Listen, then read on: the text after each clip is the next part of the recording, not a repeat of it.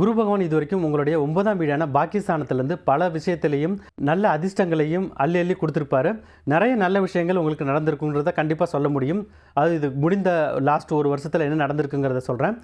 இதுக்கு அடுத்து வரக்கூடிய காலகட்டம், அதாவது குரு பகவான் 10ஆம் வீட்டுக்கு வரும்போது என்ன ஆகும்னு பார்த்தீங்கன்னா, உங்களுக்கு வந்து கொஞ்சம் ஒரு ஸ்லோ டவுன் அப்படிங்கிறத தான் சொல்ல முடியும். ஏன்னா இது வந்து 10ஆம் வீடு அப்படிங்கிறது வந்து அந்தளவுக்கு ஒரு சோதனையான காலகட்டம் அப்படின்னு சொல்ல தேவையில்லை. ஆனால் அந்தளவுக்கு ஒரு அதிர்ஷ்டங்களை அள்ளி அள்ளி கொடுக்கக்கூடிய காலகட்டமானு பார்த்தீங்கன்னா அதுவும் கிடையாது. இது வந்து ஒரு மிக்ஸ்டாக இருக்கும். உங்களுக்கு இந்த சமயத்தில் வந்து சனி பகவான் வந்து 7ஆம் வீட்டில் இருக்குது. ஸோ இது வந்து கண்டக சனியாக இருக்குது. ஸோ சனி 7லையும் குரு வந்து 10லையும் இருக்கக்கூடிய காலகட்டம் எப்படி இருக்க போகுது அப்படின்னு பார்த்தீங்கன்னா, உங்களுக்கு வந்து கொஞ்சம் ஹெல்த் ப்ராப்ளம்ஸ் வரலாம். ஸோ உங்களுக்கு வந்து இந்த பிபி, டயபெட்டிஸ் இதெல்லாம் வந்து நீங்கள் வந்து செக் பண்ணி பார்த்துக்கிறது நல்லது. உங்களுக்கு வந்து சுகர் லெவல் வந்து ஏறுவதற்கான வாய்ப்பும் இருக்குது. அதனால் உங்களுக்கு வந்து டெஸ்ட் பண்ணி பார்த்துட்டிங்கன்னா அதுக்குரிய மெடிசின்ஸ் வந்து உடனே எடுத்துக்கிட்டிங்கன்னா ரொம்ப ஒரு மேக்ஸிமம் ஒரு பெரிய ப்ராப்ளம் வராமல் உங்களை வந்து தற்காத்துக் கொள்வதற்கு கண்டிப்பாக உதவும். ஸோ இது வந்து என்னென்னா ஒரு ஸ்டார்ட் பண்ணுறப்ப உங்களுக்கு வந்து இந்த மே 14 குரு பயிற்சி ஆரம்பித்த உடனேயே வந்து நீங்கள் வந்து டெஸ்ட் பண்ணி பார்த்துக்கிறது நல்லது. அது மட்டும் இல்லாமல் ஒரு 6 மாதத்துக்கு ஒரு தடவை நீங்கள் வந்து செக் பண்ணி பார்த்துட்டு உங்களுக்கு நம்பர்ஸ் வந்து சரியில்லைன்னா நீங்கள் வந்து மாத்திரைகள் வந்து கண்டிப்பாக எடுத்துக்கிறது அவசியம்.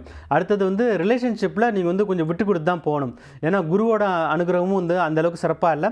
சனியோட பார்வையும் உங்களுடைய ராசியின் மீது படுவதால் கணவன் மனைவிக்குள்ளார சில பிரச்சனைகள் ஏற்படும். அதே மாதிரி ரிலேஷன்ஷிப்பில் இருக்கவங்களுக்கும் இது வந்து ஒரு டெஸ்டிங் பேஸாக தான் இருக்கும். ஸோ இந்த சமயத்தில் நீங்கள் வந்து மேரேஜ் பண்ணலான்னு நினச்சிங்கன்னா அதில் வந்து ஏதாவது ஒரு சில பிரச்சனைகள் ஏற்படலாம். அது உங்கள் பேரண்ட்ஸ் ஒத்துக்காமல் இருக்கலாம், இல்லைனா உங்களோட இன்லாஸ் ஒத்துக்காமல் இருக்கலாம். குடும்பத்தில் வந்து சில சண்டைகள்லாம் ஏற்படுவதற்கான வாய்ப்பு இருக்குது. ஸோ இதை வந்து நீங்கள் வந்து ரொம்ப பொறுமையாக தான் ஹேண்டில் பண்ண வேண்டியிருக்கும். ஸோ அடுத்தது வந்து வேலை பார்க்குற இடத்துல வந்து உங்களுக்கு இன்னும் ஒரே ஒரு ப்ராப்ளம் வரணும்னா, நீங்கள் வந்து ப்ரொமோஷன் நீங்கள் எதிர்பார்த்தீங்கன்னா ஒரு பிரச்சனையாக இருக்கும். ஏன்னா வந்து குரு பகவான் 10ல் இருக்கும்போது ப்ரமோஷன் எதிர்பார்க்குறதுங்கிறது வந்து ஒரு கஷ்டமான ஒரு விஷயம் தான். ஆனால் உங்களுக்கு சில பேருக்கு வந்து ஒரு லாஸ்ட் ஒரு மார்ச் மாதமே வந்து ப்ரொமோஷன் வர வேண்டியது வந்து தட்டி போயிருக்கும். அது மாதிரி இந்த தட்டி போன விஷயங்கள்லாம் உங்களுக்கு வந்து எப்போ வந்து சரியாகும்னா இந்த வருஷ கடைசியில், அதாவது நவம்பர் டிசம்பர் மாதத்தில் அது மாதிரி தட்டி போனவங்களுக்கு மட்டும் ப்ரொமோஷன் வந்திருக்கும். ஆனால் ஏற்கனவே உங்களுக்கு வந்து ப்ரொமோஷன் வந்துருச்சு அப்படின்னா இந்த நெக்ஸ்ட் 1 இயரில் வந்து ப்ரொமோஷன் வருவதற்கான வாய்ப்பே இல்லை. அதனால் நீங்கள் வந்து வேலையில் வந்து உங்களோட வேலையை தக்க வச்சுக்கிறதுக்கு நீங்கள் என்னென்னலாம் பண்ண முடியுமோ அது மட்டும் பண்ணால் போதும். அடுத்து நீங்கள் வந்து இன்னொரு ப்ரொமோஷன் வேணும், அடுத்து ஒரு நல்ல ஒரு பெரிய ஒரு போனஸ் கிடைக்கணும்னு நினச்சி நீங்கள் வந்து ஒர்க் பண்ணிங்கன்னா அது வந்து நடக்காமல் போகலாம்.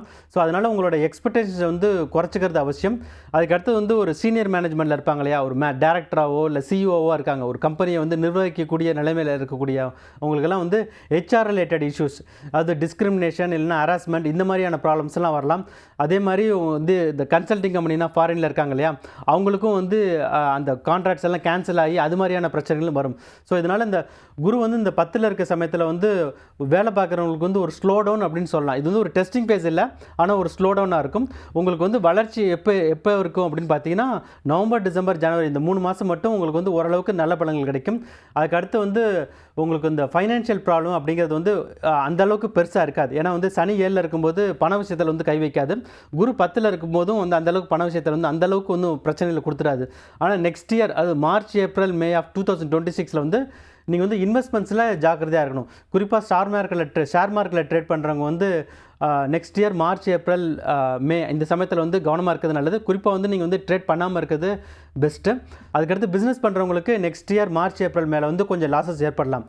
மொத்தத்தில் கன்னிராசிக்காரங்களுக்கு இந்த குரு பயிற்சி பலன்கள் எப்படி இருக்க போகுது அப்படின்னு பார்த்தீங்கன்னா, ஒரு பெரிய டெஸ்டிங் பேஸ் அப்படின்னு சொல்ல முடியாது. அதே மாதிரி இது வந்து ஒரு ஃபார்ச்சூன் பேஸ் அப்படின்னு சொல்ல முடியாது.